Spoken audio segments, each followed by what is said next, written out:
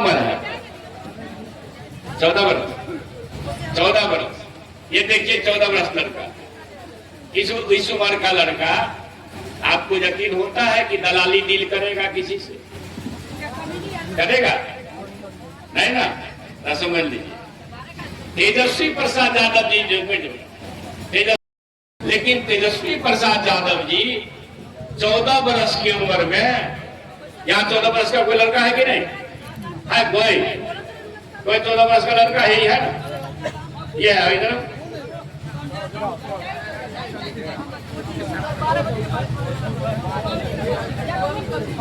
कितना उम्र है?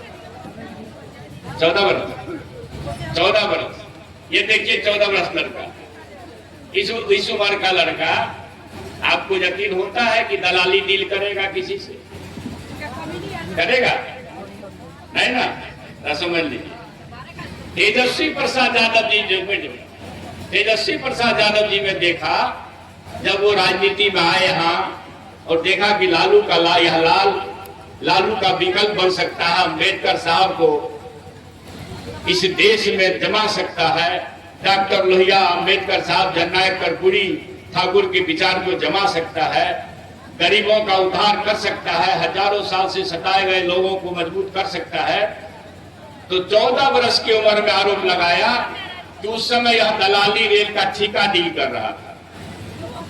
और फिर लालू प्रसाद यादव जी के पूरे परिवार को, उनके दामाद को, उनके बेटी को, उनके बेटा को, स्वयं पूर्व माननीय पूर्व मुख्यमंत्री राबड़ी देवी जी को,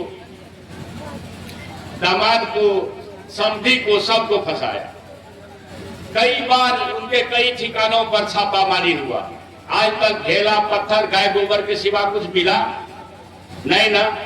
आप समझिए कि इन लोगों का उद्देश्य है कि अगर गरीब सदियों से सताए गए लोगों के बीच से कोई संतान उसका वकील खड़ा हो तो उसको बर्बाद करके रख देना ही इसका उद्देश्य है।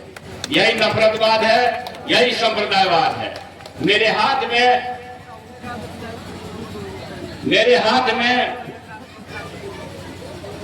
अभी बहुत लोग को लगता होगा, आज के युवकों को देखिए, जो कौम अपने पुरखों के अपमान का इतिहास न जानेगा वह इस देश में, दुनिया में कोई इतिहास नहीं बना पाएगा। किन्हीं लोगों को लगता होगा कि भाई हो सकता है ये पहले की बात थी, आज नहीं है। तो मेरे हाथ में एक अखबार का कटिंग है, देख रहे हैं, ये है आज तक का रिपोर्टिंग। ये आज तक न तो चंद्रशेखर को औकात है खरीदने का, जिसको औकात है अडानी अंबानी साहब खरीद लिए। ये आज तक का रिपोर्टिंग है कि जब जीतन बाबू मांझी मुख्यमंत्री थे 2014 में, आपके बगल में मधुबनी है, और मधुबनी में उच्चैठ मंदिर है माता दुर्गा का, वहां पूजा करने गए। कौन? मुख्यमंत्री जीतन बाबू मांझी साहब मुख्यमंत्री थे, लाए लश्कर था, कलेक्टर एसपी था, पूजा तो कर लिए, मगर पूजा करके आए लौटे जैसे ही, वैसे ही वहां के पाखंडियों ने उसको गंगा जल से धो करके पवित्र कर दिया। ये है, यकीन हुआ? जात जिंदा है कि मर गया? जात पात जिंदा है कि मर गया? जिंदा है। जब मुख्यमंत्री को धो दिया, और इतना ही नहीं, मेरे हाथ में बीबीसी की रिपोर्टिंग है, कोई चुनौती दे मैं सब सजा भुगत लूंगा। आपको जगाने के लिए इतना अखबार का कतरन लेके चलते हैं। मेरे हाथ में बीबीसी की रिपोर्टिंग है। इस देश के राष्ट्रपति, तब के राष्ट्रपति 2018 में कौन थे? रामनाथ कोविंद साहब। रामनाथ कोविंद साहब जो अभी भी हैं इस धरती पर, 2018 में राष्ट्रपति के पद पर रहते हुए जगन्नाथपुरी मंदिर में पूजा करने गए, मगर पाखंडियों ने, संप्रदायों ने, नफरतियों ने इसको मंदिर में प्रवेश तक नहीं होने दिया। इनके धर्मपत्नी के साथ ही इनको मुंह पर से लौटा दिया, मंदिर के मुंह पर से लौटा दिया। मतलब राष्ट्रपति को भी लौटा दिया। जब राष्ट्रपति और मुख्यमंत्री का यह हाल भैया, हम आप कहां खड़े हैं?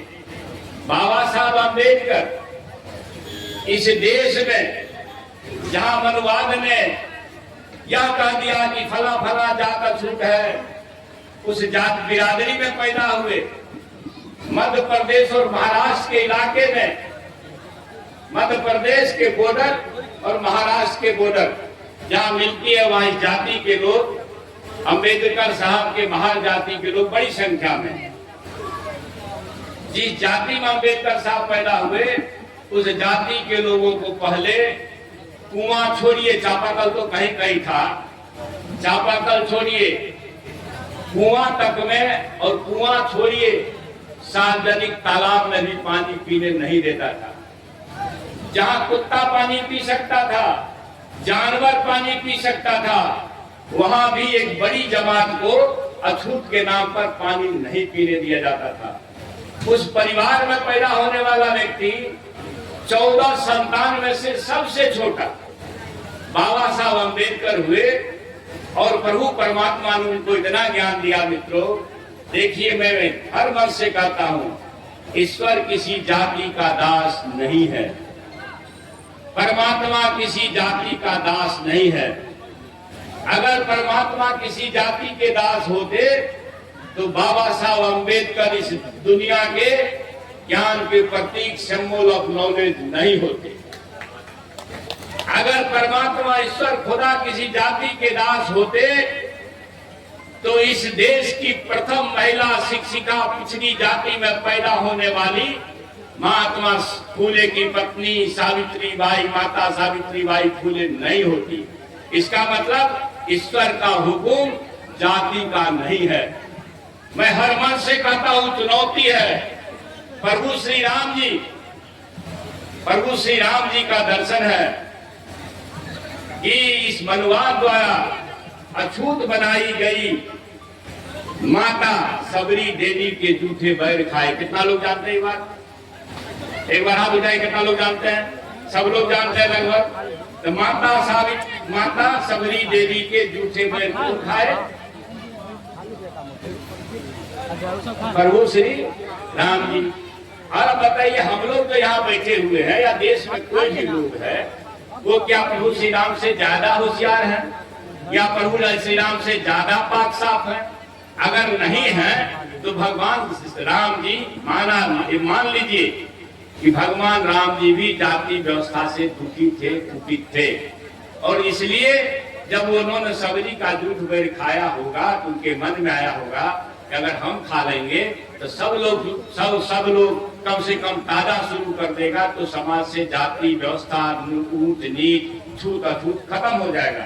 मगर दुर्भाग्य देखिए, हम भगवान श्री राम जी पर फूल चढ़ाते हैं, भगवान श्री राम जी को धूप बत्ती दिखाते हैं, मगर उनका किया हुआ नहीं करते हैं। अगर किए रहते समाज के सभी लोग, जैसे जाति का तांडव